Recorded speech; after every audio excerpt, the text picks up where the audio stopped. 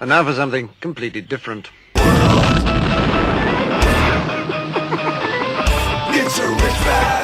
Forget everything you've been told by others before. Get ready for the real deal, the full story, real talk about money, markets, life. Now, it's The Real Investment Show, presented by RIA Advisors. And good morning, everybody. Welcome to Financial Fitness Friday. I'm Rich Rosso, CFP, here with Danny Ratliff, CFP. We're so glad you're here with us. Well, got a lot of news coming out today, Danny. We got CPI, another horrendous number expected. Real average hourly earnings that's adjusted for inflation, obviously negative. And I can't wait to see where in the toilet the University of Michigan sentiment happens to be. So, lots of good information. Futures are down. Dow futures down 74. DocuSign is getting taken to the woodshed and spanked. Down 26% pre-market. I'll tell you, boy, this market is brutal on companies that miss numbers. I mean, I understand a sell-off, but man, that's a killer. But I think we should expect some type of slowdown in growth for some of these companies, especially the ones that really benefited from the pandemic. Yeah. You know, I mean, it's just natural. Yeah, I mean, but I know, like, example for us, we're using DocuSign as much as we ever did.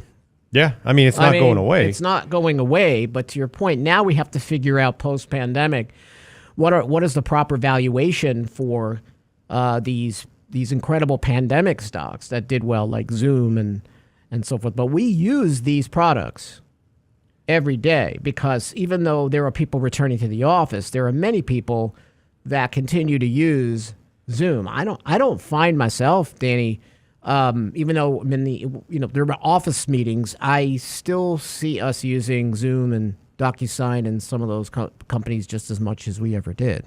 Yeah, I think the big thing for the market to digest is that new users, right? We continue to look at how many new people do they adopt this type of technology. Yeah. And I don't think you're going to see as many because people are already using it now. So it's just going to be who's continuing to use it. That's a good point. Yeah. And so like maybe how many sales, more new users are they going to get, especially with labor force participation rate?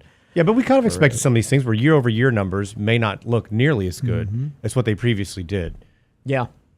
Well, it's going to be interesting. That's the whole benefit of making sure you do your homework, making sure you have a sell discipline, that you don't get greedy. And listen, we're fraught with emotions, especially through this market cycle. How many at least one generation has never even seen a bear market, and now the Fed can't bail you out. So on a lighter note, at least Britney Spears got married. And I'm thinking before we finish the show, she'll probably be divorced. You know, I never thought I'd say this, but that's the one girl I would say, can we see you with more pictures with your clothes on? Because, okay, we know. So, other than that, these numbers coming out today, I think is going to tell us a lot. Obviously, inflation is going to be heated. It looks like we're expecting 8.3% in the consumer price, CPI at 6.2. And what you're getting now, obviously, are real wages nowhere near keeping up. And as economic growth slows, the latest Atlanta Fed GDP now, even though the president says we are doing better than the world, we're doing better than three worlds right now, Brent. Three worlds. We're doing better than the world. So his needle was stuck, obviously. But are we? No, we're at about the same growth rate as the Eurozone. Yeah. So it is a muck. So a piece I wrote about a year and a half ago is I was really concerned about stagflation, or maybe stagflation light, because what makes this different is even though low growth, higher inflation, absolutely the case, generally speaking, the rate of unemployment is higher during the stagflation period. We might continue to see lower, more people working, not making enough to cover their needs, but more people working. But this labor force participation rate is the lowest it's been since 1977, around the early part of 1977. And we then hit a demographic wave that brought people into the foray. Now, our demographics across the globe are pretty poor. So I would rather, Danny, have a recession and cleanse it out, and the Fed really steps aside because they can't do anything, as opposed to this muck. It's like humidity in Texas in August, right? You can't escape it. It makes you feel bad. And that's what stagflation is. Yeah, I mean, we need a cleansing of the market to restore value back into actual stocks again. Mm-hmm. Where we've had all these things that have been driven up for such a long period of time.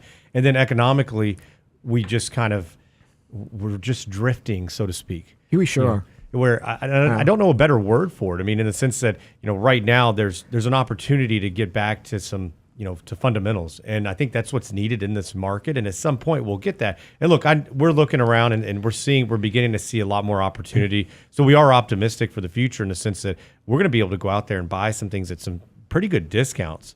And that'll be the benefit for those that do hold some cash, that are prepared for these types of environments. Whereas, I think the buy and hold is going to get hurt. We looked at a portfolio the other day, and I mean, all stocks, and some of them really very speculative. Well, very speculative. A lot of micro. This is a very very big firm, by the way, international, and things that have never changed. And then you have this big portfolio with hundreds of positions, and so it feels like you have this great active management, but I don't know if it's ever truly active because you're typically all in. And there's not as many changes as you would hope, is what I've seen. Well, as Lance said, the average investor is probably down close to 30%. Yeah, that's what I think our stock this. portfolios are down about 7 to 8. Obviously, fixed income hasn't worked. We get these periods where it moves together and then they break apart. We're still trying to figure that out. So there's turbulence in every asset class right now. So having some cash as a hedge is very, very important. I still think bonds are probably some of the best deals out there. And I do that because rates can only go so far. And I have no idea, unless the Fed's going to totally break the economy.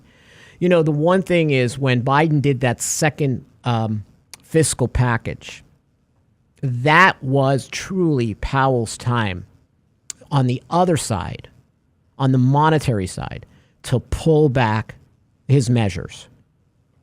That was his cue, right? One runs, one retracts, and he never did it. And he's now admitting that he was very, very late. So it's going to be interesting to see how he handles this process overall. Because even if inflation ebbs, say you're at 5, we expect maybe 5% by the end of the year. That's still more than wages. That's just the average. With Ukraine and Russia and food and energy prices, it is hurting. And if you're on the lower end of the income scale, you are really suffering. You are. And this right is a now. much different environment than what I think we're typically accustomed to in an inflationary time, because we're not seeing the growth aspect with it. Right. It is strictly the inflation. There's so many geopolitical issues. There's other issues from the pandemic that caused this. So this is a little bit of an unknown as far as how they're going to treat this. And at some point, when does he say enough is enough? Because historically it hasn't been a whole lot, but we've never had to combat the inflation like we do now. Yeah, I mean, look at retailers like Target and so forth. You're seeing how they've built inventories. We talked about that early on. Although Target's closed, I don't know who's wearing those. We get back. We want to talk about elder fraud, some other things for you to manage the finances of your life here on Financial Fitness Friday. We'll be right back.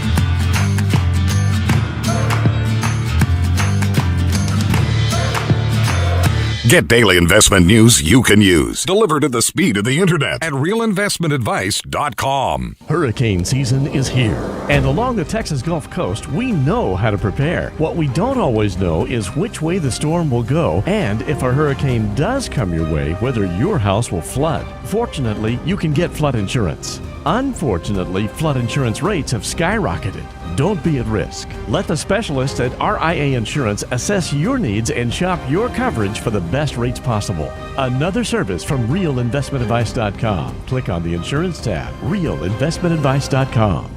Do you know what you don't know when hiring and retaining quality employees? Compensation is more than just wages. It's personal time off, the vacation days, healthcare benefits, a 401k. Do you know what's important to them? Hi, I'm Tom Allen, RIA Advisors Retirement Plan Consultant. Let us show you how to make the most of an affordable, effective package that will deliver true value for your business and your employees. Call me toll-free at 855-RIA-PLAN or online at realinvestmentadvice.com. Could your job still be at risk? A new normal can still include new obstacles. A severance package can be an emotional as well as a financial decision to consider. Wouldn't it be comforting to review the options for you and your family with an objective financial partner? At RIA Advisors, we're here to help. From severance pay, tax timing decisions to how to maximize unemployment benefits, the RIA team wants to make sure you can do what's best for your family. There's no charge for a consultation, so reach out to RIA Advisors, 855-RIA-PLAN, RIAadvisors.com. And now, another page from the Real Investment Advisors Investing Manifesto. Bulls win in bull markets. Bears win in bear markets. Eagles soar above and take advantage of opportunity. Let us help you soar as you reach your financial goals with RIA Advisors. Neither bull nor bear. RIA Advisors, 281-501-1791 or online at realinvestmentadvice.com. The Real Investment Show.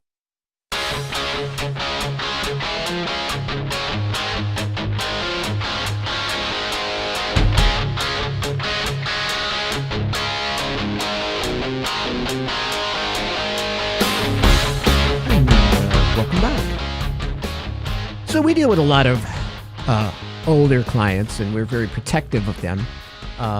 Sometimes I'll go into I know that use their accounts for expenses and just rifle through a bit of their where the checks are coming out, debit card activity. Just want to see if it's normal or looks strange. And a few months ago, I looked at and saw some big checks coming out of somebody's account, and I said, this isn't right. This is totally out of the norm. And we wound up finding out that someone had stolen her checkbook and was replicating the checks, and she didn't look at the account. So elder fraud is really on the rise, right? And these are targeted scams. These people are very smart. This ever-changing world of technology, it's confusing. It's very intimidating to many elderly citizens, and some are just more susceptible to scams. And I will tell you, the scams get better and better. When you look at those phishing emails, Danny, and we're not seniors, you go, whoa, I could see how somebody falls for this. Oh, I get one from PayPal like every other day. Yeah, I know, right? PayPal's a famous one. Amazon. Mm-hmm. Once in a while, you'll look. So I always tell everyone, and I tell even our more elderly clients, when you get an email, look at to where it's from. Look at the actual the address. It's going to look funky to you. It's not going to be anything you've seen before. You got to almost dissect it like Quincy, right? You got to go in and you got to step back to do that. But elder fraud, so here's the most important thing. 3 top states for elder fraud: California, Florida, and Texas, even above New York. So Texas had 6,798 victims in this 2020 rankings. And this is a rise of 7.19% in 2021 from 2020. So it's an issue that if you have elderly parents, you have to monitor their activity. Especially, listen, they're going to use tech. They're going to write checks. But it's they're going to get phone calls, and this is the biggest one, right, Danny? Someone's calling you. I had a client call me the other day. Says, I got a call from someone saying that they had my grandson in jail. Mm-hmm. So here's the ironic part: like it's the odds and probabilities. Her grandson had been arrested once, so she really thought it was true. She calls me, and I said, "Don't do a thing. Do not send any money. Okay, we got to work around this problem." So the predatory nature of these is going to continue to heat up, especially as the economy gets worse. So the Investor Protection Trust elder fraud survey, 1 out of every 5 citizens over 65 already have been victims of financial and investment scam. And, there are certain websites that you can go to understand what are the latest scams. And I have a lot of the children go through these scams with their elderly parents. Like, here are the latest scams, Mom. Have you seen anything like this? It's amazing how many times they say, well, yeah, I did, but I avoided it, right?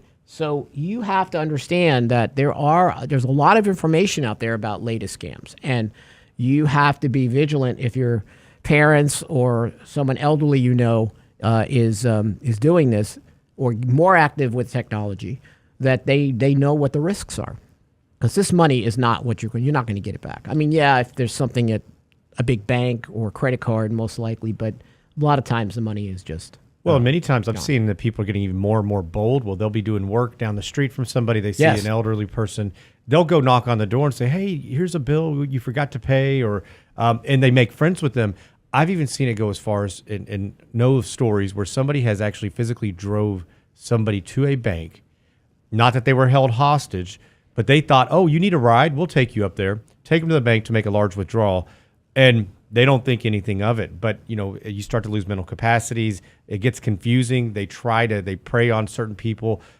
Another thing is when somebody passes, a lot of times, I don't know if they go through obituaries. I mean, you talk about just scum of the earth, I think. I mean, it's terrible. But they'll go and they'll prey on somebody. Oh, your wife did this and you owe X amount, or your husband had these debts that need to be paid. And so it is terrible. And so you have to be very diligent. And I think what you said is right, Rich. I mean, parents need to be involved. Loved ones need to be involved. Kids especially, to make sure that you're watching over it and after these things. And I love what you just said. You need to make them aware of all of the things that are going on. But that may not be the one thing that gets it. I mean, everybody's heard of, oh, your grandson's traveling in Italy. He's in jail. I've received emails personally, which is why we, as a habit, if you send us an email saying, hey, we need money, we're going to call you and say, hey, what's up? What do you need? And because they will hack emails, and sometimes you catch it and say, well, that's odd. I've never had, I had one last year. The husband's always been the one who's communicated. We do communicate with the wife, but the wife sends an email saying that they need money. And I thought, all right. So I called. No, that wasn't me. But there's more and more things that are coming out. Rich, what I'm really shocked at is the average amount that these people get per victim. Yeah. I mean, it's many times it could be 5 figures. I mean, I've seen people get accounts totally drained. And these are people that they trust. Caretakers especially. Nothing against caretakers, but obviously there are some that have ulterior motives. Well, I think there's more good than bad, but there are a handful but you have to be aware that these things happen. And when you look at investorprotection.org, they have a lot of educational resources available there.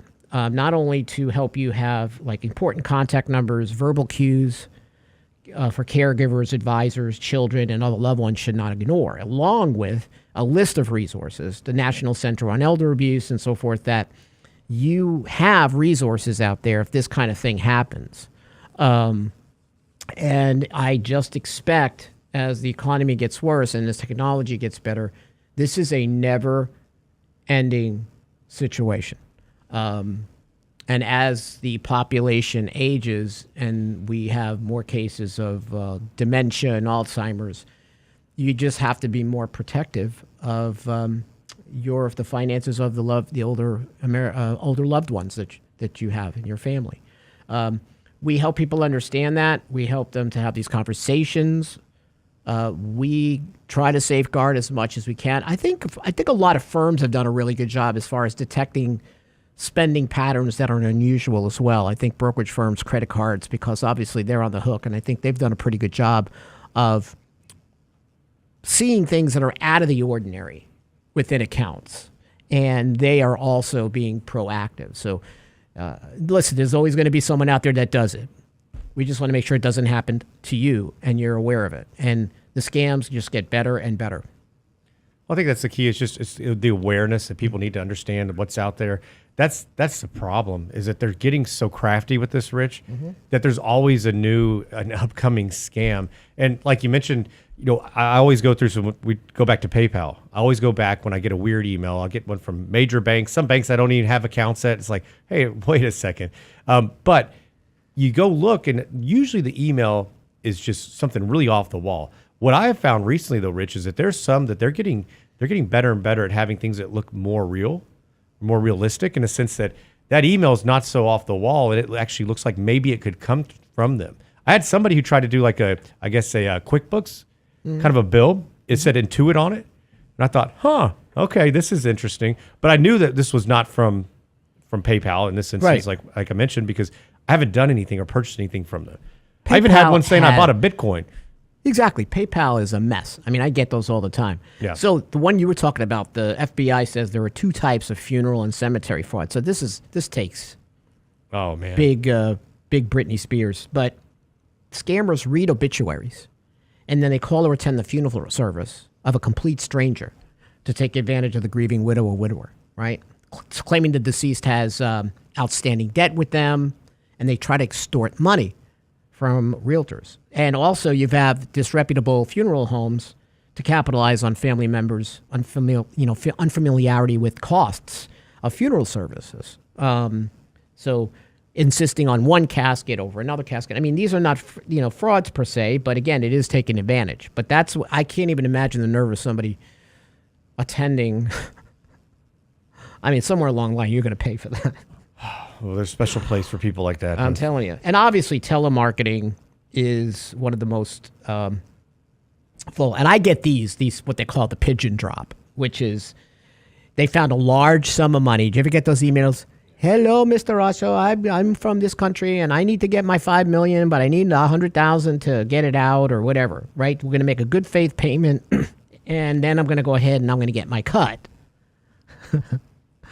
I don't know if you're falling for those. Well, I think you might deserve. Hey, I had one. So what they do is they go for people that are emotionally distraught. Like, so years ago, had a client who lost her husband, is so-called introduced to somebody who lives overseas. Nigerian prince? No. Oh. This is supposedly a regular guy who knew a friend that introduced him through Facebook, visited on Facebook for over a year. Then all of a sudden the guy starts needing money. Well, she started sending money, and we actually caught it. And it got so bad that because she really thought this man was real. And at some point she came back and I said, look, we're not going to be able to help you if you're not going to at least protect yourself. Because she was in love. And it ended up being that this man was taking advantage of her. And somebody who just retired ends up coming back and said, I'm so sorry. We should have listened earlier. And basically, I don't know where she is today, but probably back to work. I mean, terrible thing. So many of these romance frauds. It's like in the top 5. Yeah. Because we talk about this all the time, Danny. There are going to be more seniors living alone than ever before, and they are vulnerable. And they get blinded to these situations when a shark comes along. I think that's one of the more prevalent ones we're going to see going forward. No, it is, and it was so emotional in this instance, and it's sad. Like, you can only do so much. Like, we had to freeze her account, but it's her money; she need to live on it, right? And so, at the end of the day, it just some of those times you have these horror stories, and that is awful. Yeah, when we get back, we're going to be talking about a few other things. Senate panel introduces a new retirement bill as part of Secure Act 2.0. Not that thrilling, but we'll cover it when we get back.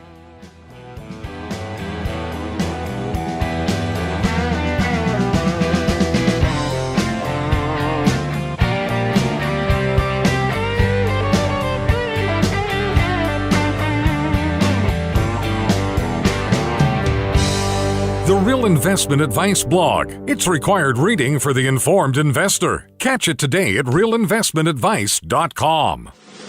In 1999, a parafiduciary group of financial advisors were busted by corporate giants for trying to operate in their clients' best interest. These men promptly escaped from a high-cost margin environment to the Houston Energy Corridor.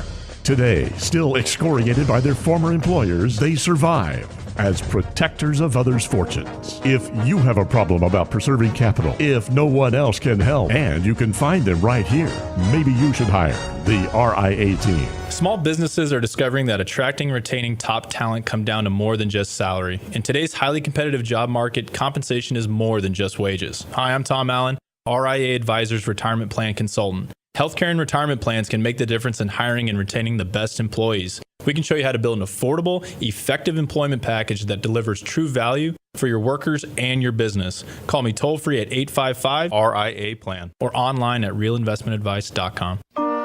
And now, another page from the Real Investment Advisors Investing Manifesto. A passive investment portfolio requires active risk management. It's not a choice, it's necessity.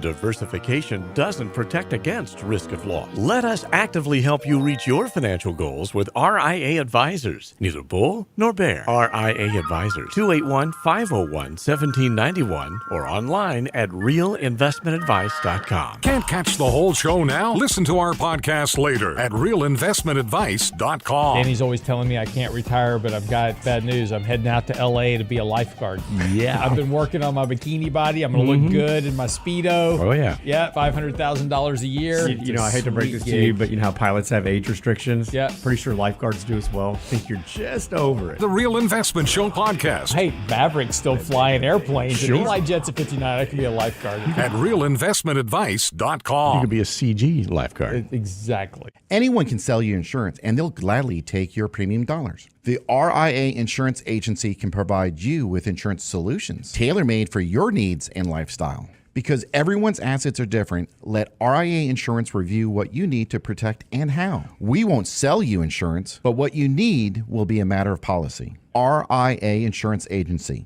888-915-0780. 888-915-0780. RealInvestmentAdvice.com. Click on the insurance tab. Real Investment Show podcasts are now available from Stitcher Smart Radio at Stitcher.com. Hi, Lance Roberts here. If you're like most people, your 401k plan represents the bulk of your retirement assets. And unfortunately for many, managing your 401k plan can be difficult. There's so many choices, so many things to consider. With just a quick email, a couple of questions, you can put RIA Advisors to work for you managing your 401k plan. It's a quick and easy application. Just simply click Ask a Question at realinvestmentadvice.com or give us a call at 855-RIA-PLAN. That's realinvestmentadvice.com. Enhance your financial success with RIA Advisors' free financial planning tool, MyBlocks. It's our online modular manager for your money and your life. MyBlocks can help to determine how much you'll need and how you can achieve. Create your own personal financial vision for the next decade with MyBlocks, our free tool at RIAadvisors.com. You're listening to The Real Investment Show.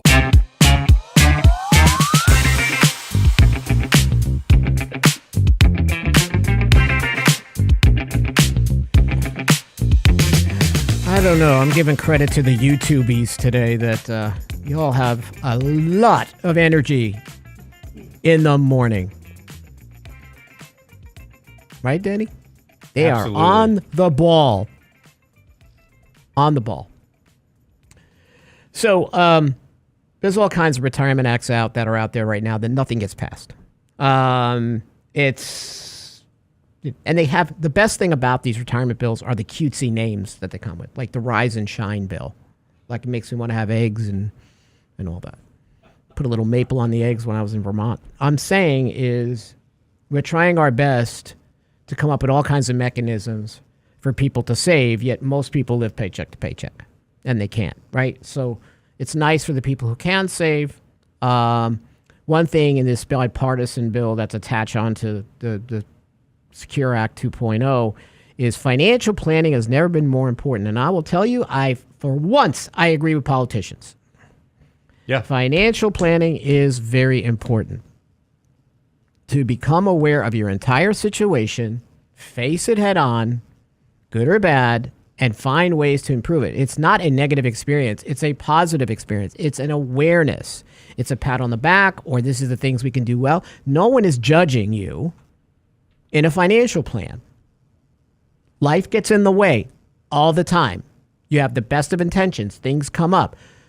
We have to reshape these goals, what you think of retirement, how it's going to be. You're going to put together something that's very personal. It's not as clean cut as it used to be. I'm going to retire at 65. I'm going to get this watch that I'm never going to wear again, maybe when I'm in my coffin, and I'm going to collect a pension. All good. Not anymore. So what we find in this Rise and Shine Act is when people have IRA, 401ks, depending on the balance, sometimes they'll say, okay, we're just going to send you a check, right? It's a small amount, or we're going to go ahead and you can move those into an IRA. How many people probably cash out those small 401ks, Danny? They never roll them into an IRA. I think a lot of people cash out the small ones. They think, oh, it's just a little bit of money. I have these bills I have to pay. Right. Credit card balance is up. I'm just going to go ahead and just take that money out, and I'm going to pay those things off. And unfortunately, a lot of people do that when they're under 59 and a half as well. And then you get hit with that extra 10% penalty, not to mention the ordinary income tax rates on that. We are going to come up with a stacked waffle bill. Stacked waffle bill. Everything you do is a hierarchy. Yep. The first thing employers do, they put a 3% mandatory withdrawal into a savings account first if you don't have a year's worth of savings in cash. Forget saving for retirement because you're probably going to touch it anyway. The first step is, do I have a liquidity? Yeah. Then I go on to the next waffle. And then I have diabetes, and then I need a doctor. So then you're going to really need that savings account, is what you're saying. Then you're going to really need it. Yeah. So we're trying to help people save for retirement when they don't even have the financial footing, the very basics of things, or understand those basics. I'd love to see a financial literacy initiative. Yeah. I think there needs to Forget be all a the much better retirement job of stuff. that. I get it. But focus on literacy and how to get people to shore up create their financial security for things that occur. Well, the industry does such a poor job. We go from the beginning to the end so quickly, right? Right. We forget all about the things in the middle that need to be done to make sure that you're building this house on solid ground.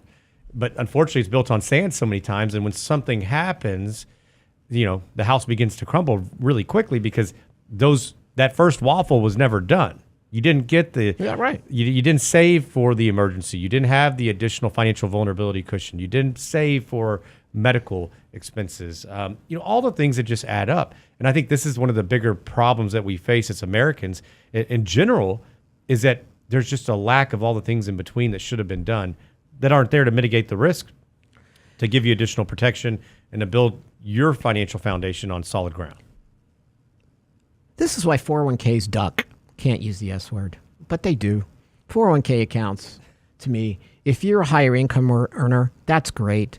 You get the tax deduction and all of that. But I will tell you, smaller savers, people that are just trying to save, they don't need to worry about saving taxes. Yeah. Okay, they need a guaranteed income stream to supplement Social Security because they haven't saved enough or something came up.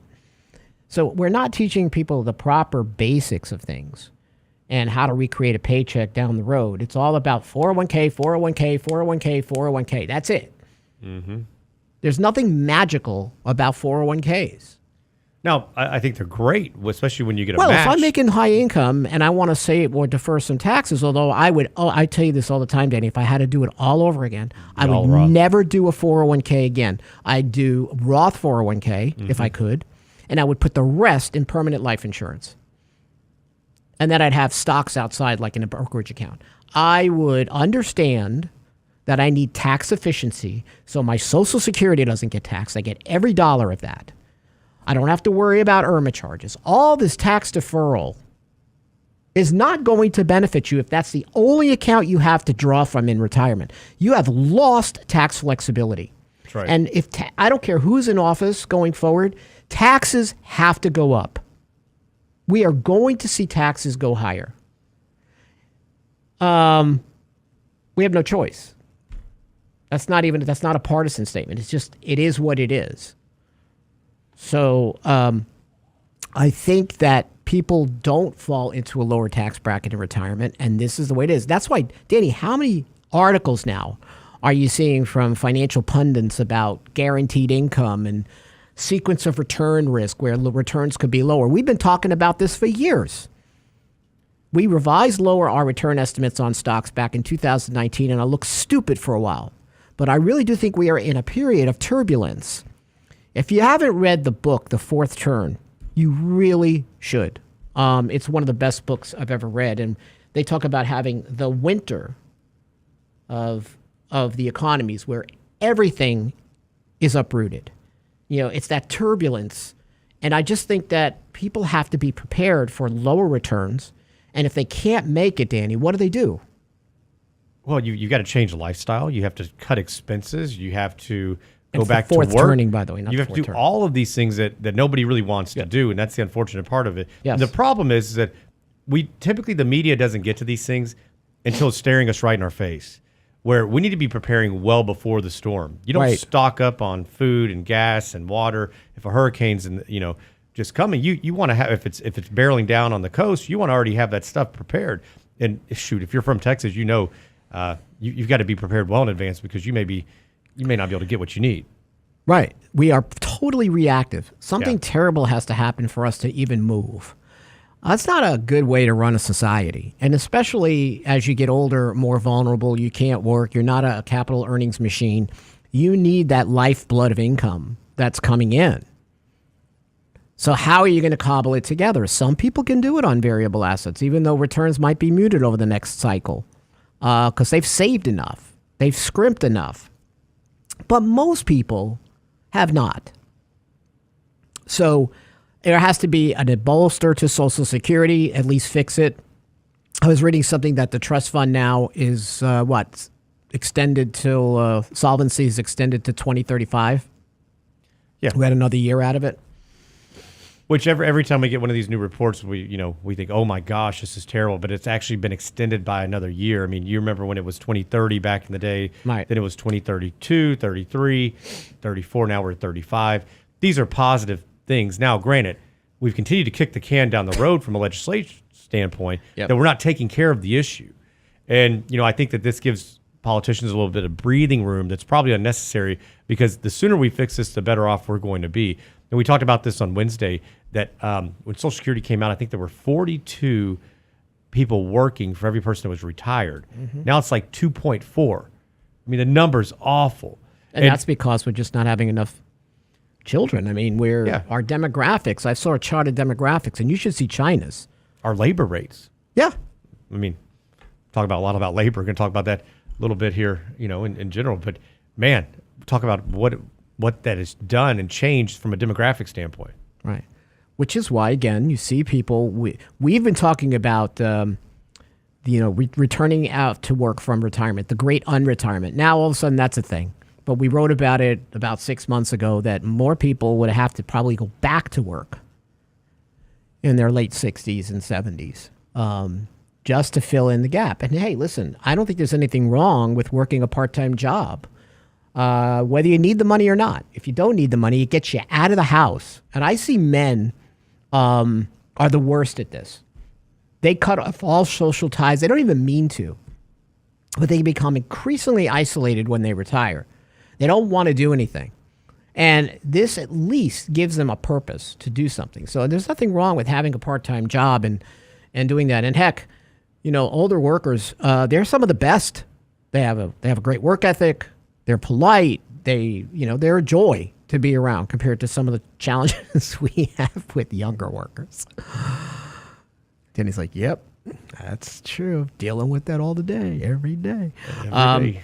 So again, the financial plan and the Secure Act, they talk about how important the financial plan is. So the funniest part is, Danny, there's nothing about financial planning in this. It's just about hiking how much you can move from 401k to IRA. Yeah. But there's nothing about, listen, we're going to work with the Financial Planning Association, and we're going to work on a program. And we do free plans. A lot of times I do for people that are disadvantaged. But putting something in place aggressively for people to work with planners, to get full plans done, to understand the basics, the mechanics of money, we have totally lost it. Not in your household, but a lot of households. We get back. We got more to talk about here. Financial Fitness Friday.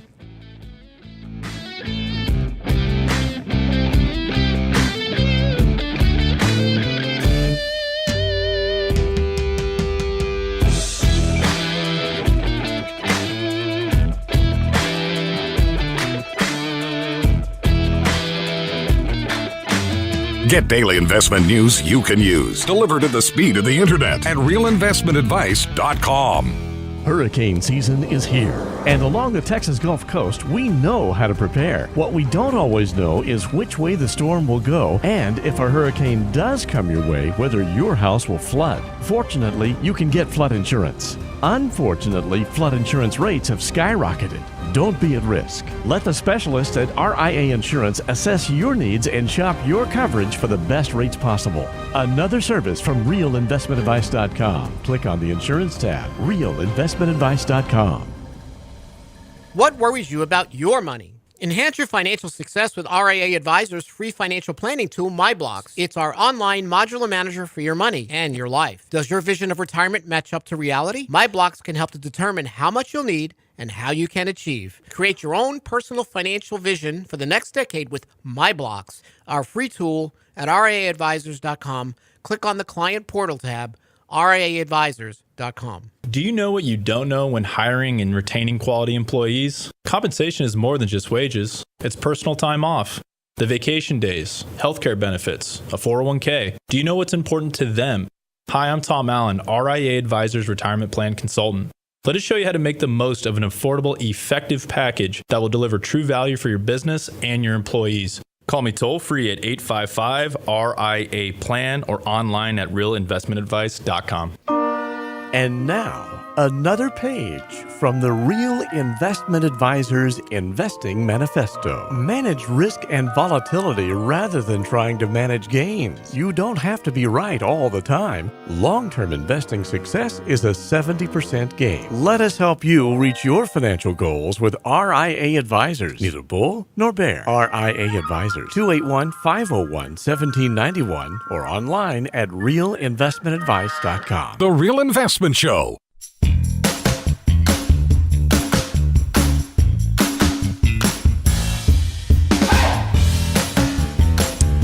Wow, the national average gas price is $5 a gallon. Well, there's a milestone we can celebrate. I got bamboozled yesterday, Rich. I was driving. I saw a cheap gas sign. And I thought, man, I'm going to pull in. So pull in the station, start to put my card in, and I realized that cheap gas was for cash. Yes. I was like, those stinkers. Yeah. It's like, nope, not today, Satan. What was the difference? A nickel or a dime? No, it was... for cash? Yeah. No, it was $4.75, but for cash, it was like $4.60. Wow. Yeah. It was pretty significant. Uh-huh. I mean, I probably spent as much money driving down to the next gas station. I thought he was going to give us a joke like I pulled in and I had a burrito. No. It was cheapest gas I I had. wonder if the next trick will be to start selling gasoline for 0.7 of a gallon rates. All right, I do have a joke, a financial joke. Okay. Oh, boy. Where does a frog keep his money? Where does a frog keep his money? On the riverbank, of course. Wow, is that a dad joke if I ever heard one? Yeah. Did the kids roll their eyes at that one? Or they like, Oh, yeah. Yeah. My wife may have too. Michelle's not talking to him for that. Yeah, we're going to start getting them daily. It's okay. The best meme I saw was, you ever see like the guy is proposing to his girlfriend, and he's on his knees and he's got a gas can and he goes, "I went to Exxon." Yes. Oh man, that's pretty funny. We can laugh all we want because what are you gonna do? Yeah, you got to. Now you have a big truck out here, then it's costing you what, $100, $120, whatever it is. It's not cheap. I mean, how do people do it who are, say, making the median income in the United States, right? Everything they make is going into the gas tank, as well as food. I mean, it is a problem. But, unless we airdrop electric cars on everybody, it just makes no sense. Well, in a city like Houston, we're really at a disadvantage because everything is so spread out, and where we don't have the mass transit system like many places do. It's not fun. What is your commute mileage? 41 miles. One way? One way. One way. Yeah. That just hurts. Well, now at this time of day, it doesn't take long. It's not the point. It's gas. Mileage. Gasoline. You fill it up every other day? Nah. I mean, I could. I fill up at least weekly. Well, you're not here every day either. No. So that's different. I'm coming in every day. Yeah. It's a 40-mile round trip. But you sort of got a lawnmower. That lawnmower burns premium gasoline. Oh, you put premium in that. Got to run premium in it, yeah. Now, I have heard of a lot of people switching down. They're going down from, Don't not do for your it, baby, huh? Don't do it. The engine is engineered for a specific octane. If you mess with that, it's going to foul up your engine. Goes. Yeah. Yeah. Okay. People have to micro budget more than ever. And sometimes you just don't have you just don't have the money to micro budget. But these retailers like Target, all these companies that stocked up on inventory, they're going to have to cut prices. I can also argue that Target has terrible clothing and other things that makes me not want to buy there. Okay? I just would wear a newspaper. It's better. But the issue is these companies have this inventory because in anticipation of demand, and we're seeing demand destruction in play.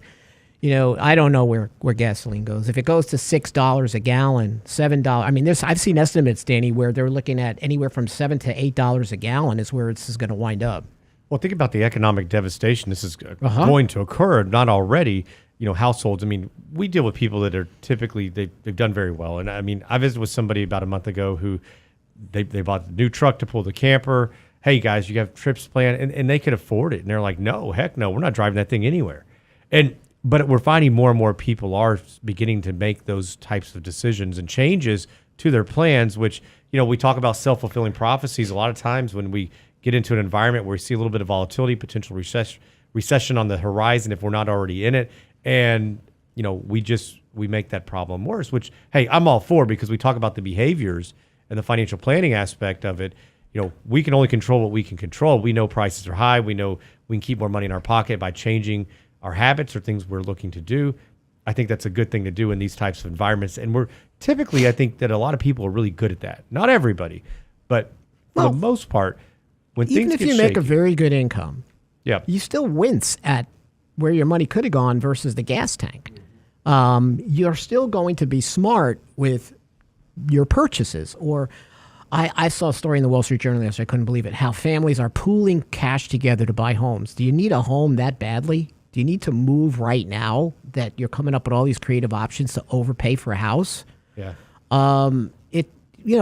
People have to stop this immediate gratification and look at changing habits. But there are some people that have no choice, right, Danny? They got to go to work every day. They've got to put the gas in the tank. And a lot of people, if you look at Americans that are lower income, they travel quite a bit from work to their job. They live in an area that's less expensive and they commute. That's right. And certain cities have great transportation systems. A lot don't.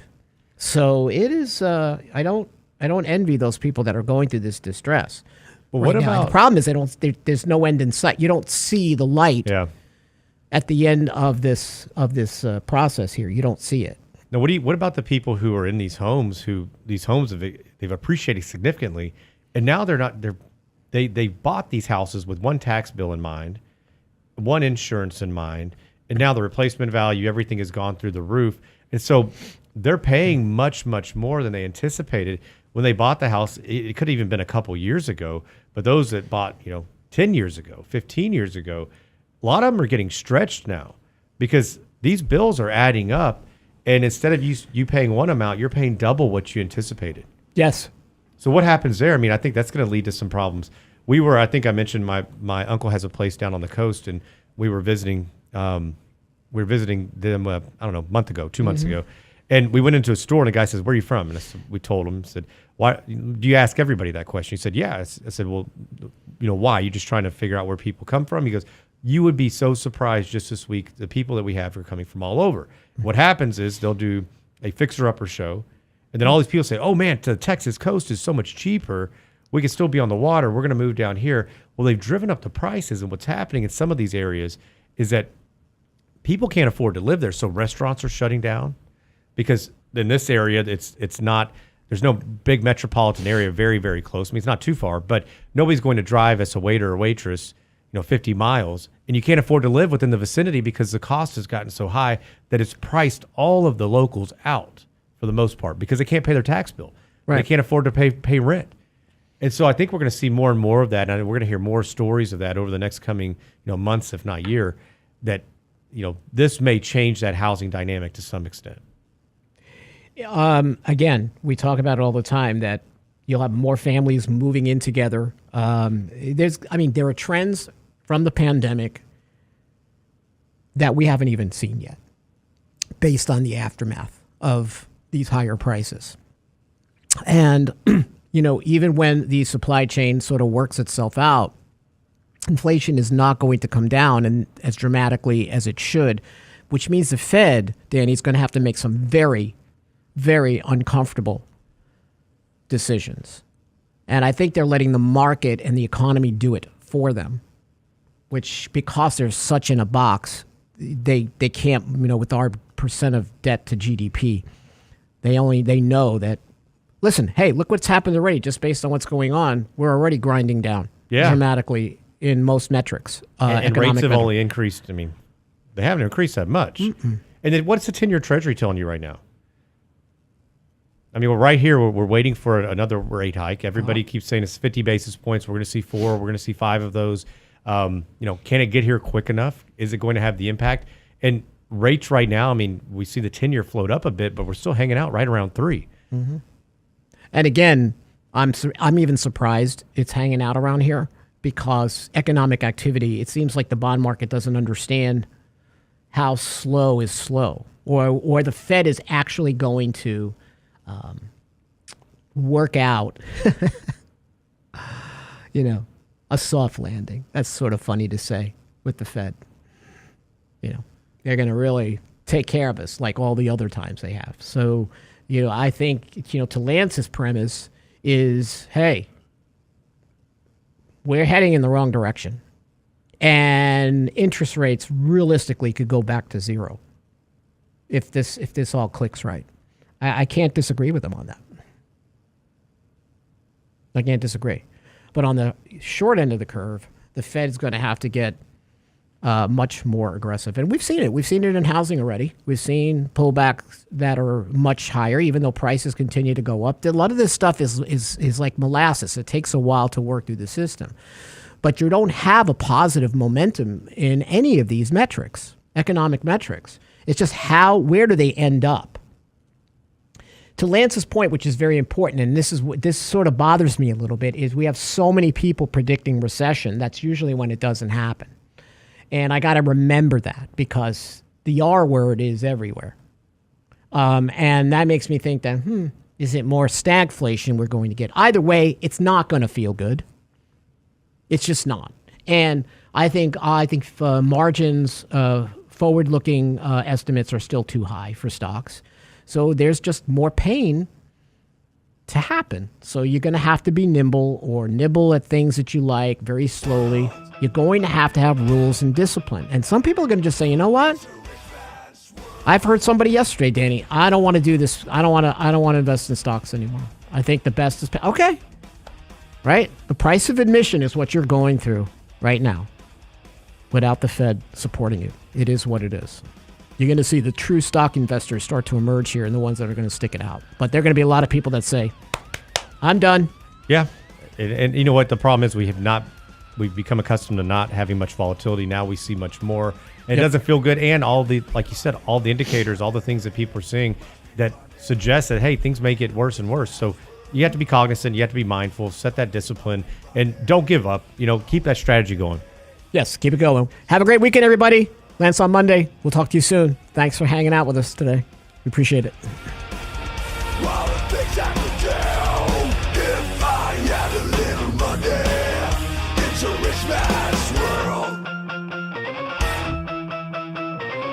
It's a rich man's world.